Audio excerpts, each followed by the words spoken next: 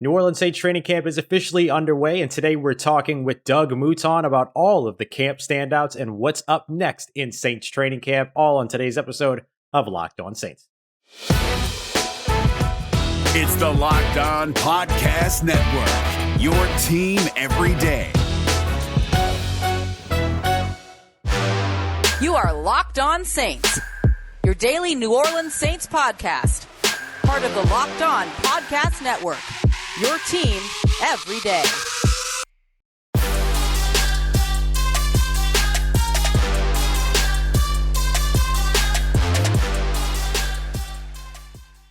What is good, Who Dat Nation and Who Dat family? Welcome into another episode of Locked On Saints, the daily podcast covering your favorite team, the New Orleans Saints, part of the Locked On Podcast Network, your team every day. On today's episode, we're joined by WWL Sports Director Doug Mouton, who's here to give us the lowdown from everything that went down over at New Orleans Saints camp day one. We're going to start off on the offensive side, talk about the quarterback battle, and of course the wide receiver position. Then we'll go over to the defensive side, where there are a lot of spots for the Saints to address. And then we'll wrap up with winners from camp day one and looking ahead to the days to come, all on today's episode. And as always, I'm your host, Ross Jackson, at Ross Jackson Nola on Twitter, co-managing editor over at CanalStreetChronicles.com, and your Tuesday co-host over at the National Locked On NFL podcast. We got all that and a little bit of lagniappe for you on today's episode of Locked On Saints, your team every day.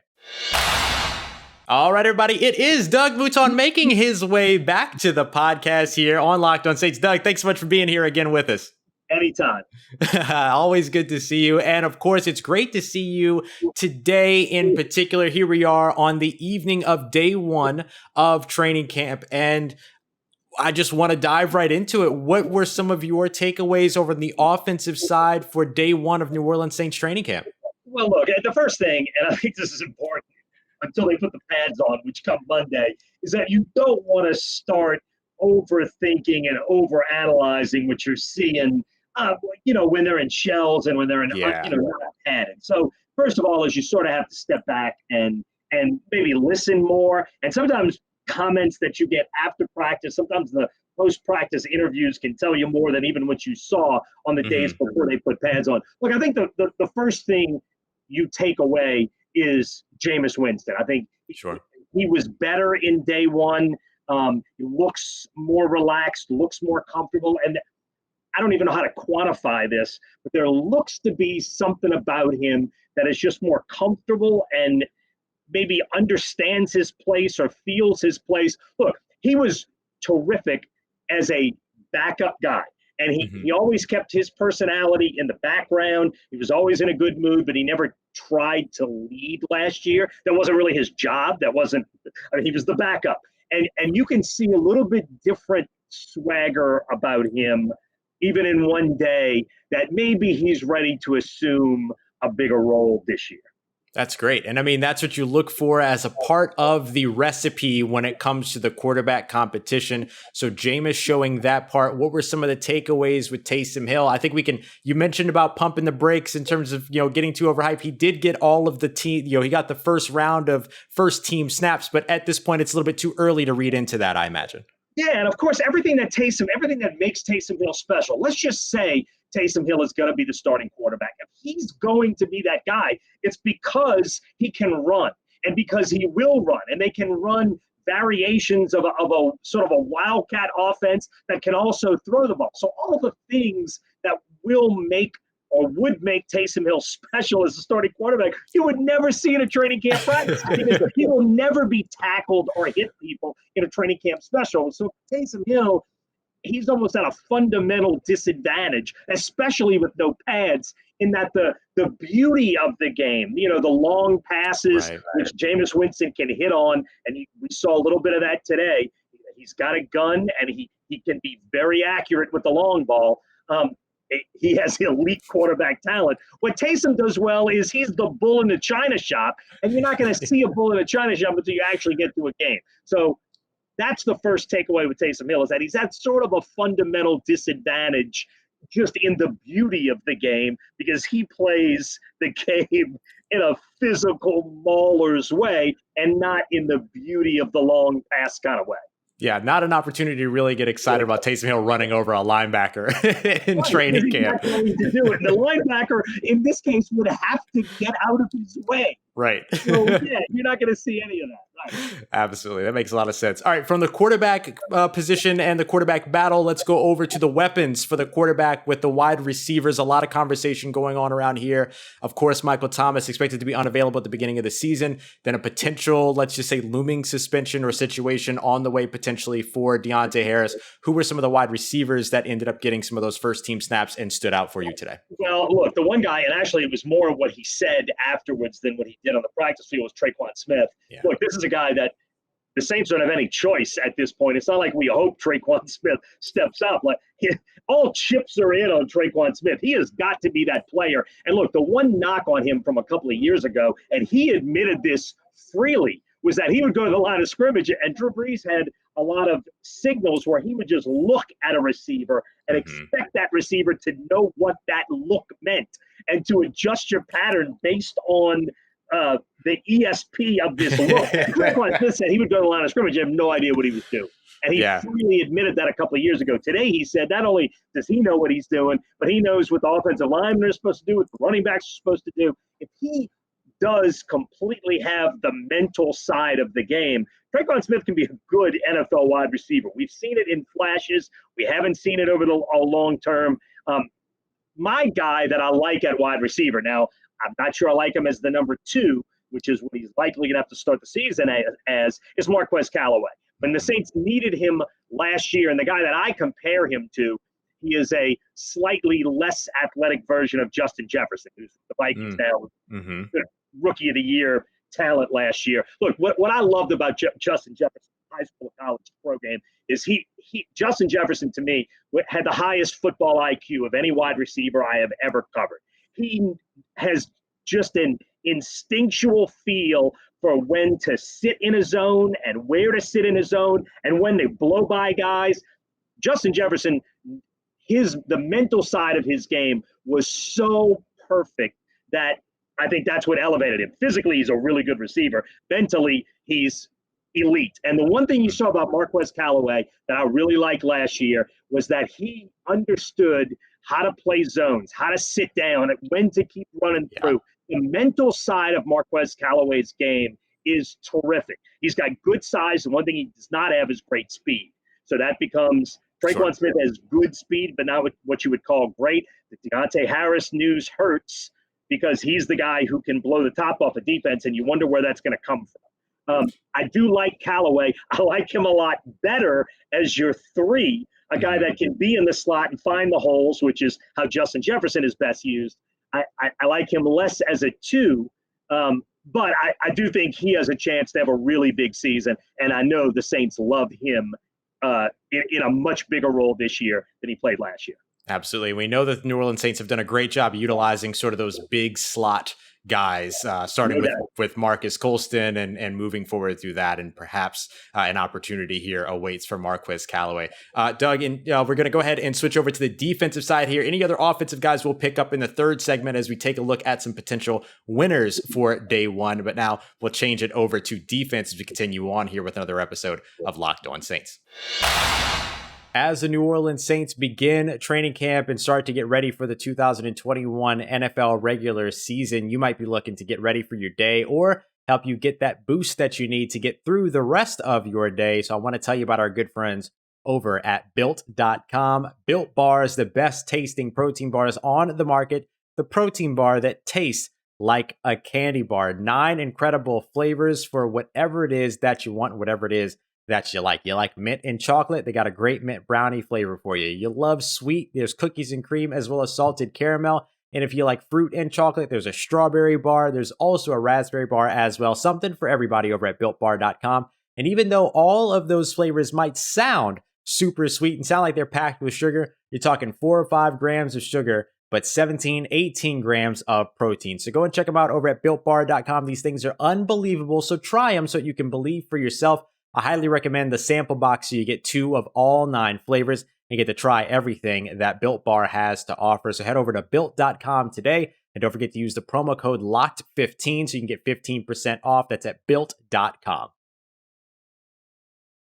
All right, Doug, over to the defensive side here. Once again, joined by Doug Mouton, who's a sports director over at WWL. You can follow him on Twitter at DMoutonWWL. If you're on YouTube, you can see it right under his video as well. We appreciate you coming through again here, Doug. We talked a bit about the offensive standouts for the New Orleans Saints. What about some of the takeaways over on the defensive side? A lot to figure out here for the Saints. Yeah, you're right. That's well said. A lot to figure out. I guess the one big question that I had coming in, and we still don't really know an answer to this, was who would be the number 2 cornerback on the other side of Marshon Lattimore. For today, that was Patrick Robinson. Mm-hmm. And I do think he's a former Saints first-round draft pick. He was terrific on the Eagles team that won the Super Bowl. Now, he was terrific in the slot, and putting him outside may not be his most natural position.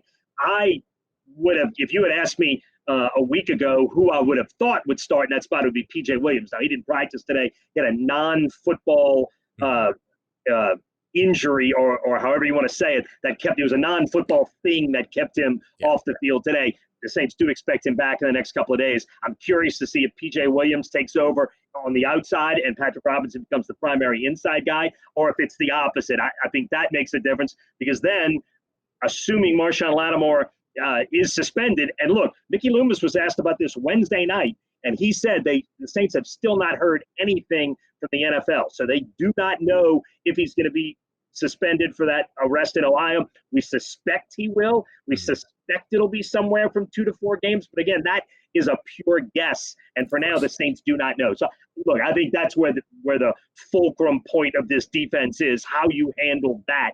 And we don't know yet. I'm still curious how that plays out. Once P.J. Williams is there, I want to see how they play this. And then more than that, I want to see how they play this by Monday when the pads are on. And let's see how coverages work and how these corners look when it's a full go. Yeah, we get a really good indication of things once those pads go on, like you mentioned earlier. And so now you're taking a look over at this cornerback position, which apparently adding another body there, Mickey Loomis, Sean Payton also calling a must on Wednesday night. So definitely a position to continue to watch. What about some other spots over on the defense? I know they're still trying to figure some things out at linebacker and on the interior defensive line as well. Yeah, and look, I want to go back to what you said. I think that was really telling, because the week before the draft, Sean Payton called cornerback up. Actually, not a week before the draft, in free agency. He called it a must position to upgrade. They didn't in free agency other than re-signing P.J. Williams. And then in the draft, Paulson Adebo, sure, you got a rookie who hasn't played in 2 years. That is not, for anybody thinking he's the answer right now, he is not. And you sort of knew that, and Sean Payton confirmed that Wednesday night. When asked about the cornerback room, and he was asked simply, what do you think about your quarterback room? And he said, we're actively looking for somebody. That is a must. He called it a must, even right now, getting at least somebody else in there. And is it a must if Marshon Lattimore wasn't facing a suspension? Probably. Is it a must with him facing a suspension? Absolutely. So I do think that is the number one thing. And look, finding the second linebacker, Zach Bond is a guy you invested 2 third-round draft picks in, was never in the conversation last year, though he played special teams. Will he get in the conversation, or is it your second-round draft pick, Weller, who I always want to call it Peter Weller from RoboCop? Will he be the guy that steps in and becomes a linebacker next to Demario Davis, or do they go and sign somebody? Look, Quan Alexander worked out. All of a sudden, your money gets stretched more with the Mike Thomas, with the David Onyemata. So the money in who you go get gets stretched. I don't know if they can afford to bring in another linebacker and still address cornerback and potentially maybe address the interior of the defensive line. Losing Onyemata for 6 games is a major hit to this defense. The one thing, we were not able to go to as many Saints games last year because of COVID, whereas before I would actually be in the press box every game. And to me, this is something that stands out more in the press box than it does even on TV, is how defensive linemen are being blocked. And to me, the game that stood out was I was in Atlanta, and in Atlanta, in the press box, they put you in the end zone, so you can't help but see it. And David Onyemata drew more double teams in Atlanta than any defensive lineman the Saints have. This was more than Cam Jordan, more than anybody, more than Trey Hendrickson, who was going nuts at that point in the season. The Falcons identified David Onyemata as the guy on that defensive line last year, and he was. And he handled the double teams, and he spectacular production. Now, I do think it's important when you're looking at this team on the course of 17 games. You're still going to get him back in week 7. Right. You have to get through those first 6, but you're going to game 7. Game 7. Right, yeah. You are going to get him back, and you're going to get him back fresh. So it's when you get him back, you're getting back a guy that won't be banged up. So it's going to eventually not be a bad thing. But at the start of the season, that is the big question. And to me, the one guy who has the most pressure on them to step up is Cam Jordan. Cam Jordan had a down year last year. He has 15.5 sacks 2 years ago. I think it was 6.5 last year. It was a down year. And even the eyeball test will tell you he wasn't the disruptive force. We have seen Cam Jordan single-handedly take over games. We've seen it many times. And particularly in Atlanta. Yes. If Cam Jordan can be that guy again, then David Onyemata out for 6 weeks can be managed and overcome. But they need the Cam Jordan of 2019 to come back on the field, especially in those first 6 games. To me, that's where, because he's going to see the double teams with no David Onyemata on the field. And he's got to be that guy that can still dominate even with double teams. Absolutely. Good news is that David Onyemata is able to continue here to participate in training camp. So, he is getting his reps, if you will, and throughout the preseason as well. So that's going to wrap it up for defense right now. We'll come back in just a moment here, talk a little bit of offense or defense. We're going to talk about winners from day 1 and what it is we're looking ahead to in day 2 with fans in attendance. So maybe a little bit more fun going on in day 2 as we continue on with today's episode of Locked On Saints. All right, everybody, wrapping up today's episode of Locked On Saints. Once again, Doug Mouton here in attendance and with us again, and he'll be with us throughout as well as some other folks in WWL to help us keep up to date with everything going on in camp. Doug, we talked offense, we talked defense. Now let's just talk about general winners. Anybody else throughout the day that you would think of as a winner for day 1 of camp, which again, we should stress, relax a little bit around the day 1 of camp, but let's talk about some winners. Well, look, I will say this though, I'm always the one bringing it back. When we went to West Virginia, day 1 of training camp, the first guy I tweeted about was this unknown, undrafted rookie free agent wide receiver named Willie Snead. So I don't know who this guy is, but this guy's really pretty good. And that was with no pads on. It turns out Willie Snead had some really productive years with the Saints. So yes, I try to tell myself, throttle back, but at the same time, everything you see means something. Look, I would say one guy, not a big surprise, but a guy with a big opportunity this season that had a really good first day is Adam Trautman, the second-year tight end. Look, this is a guy that in this offense has a real chance to put up good numbers and be a big part. Jameis Winston has put up big numbers with tight ends in the past. Trautman can get downfield. He can block. Like, he literally could be the tight end who could do it all. He looked good today. There won't be a ton of pressure on him at this point, but he has an opportunity, if he shows he can do it, to step up. And I think Trautman would be a good guy to put an asterisk by on day 1, because not only is he a guy you weren't maybe looking for, but he's a guy that does have a real opportunity to make a mark this season. Gotta love to hear that, because here he is now with this big, like you mentioned, an opportunity.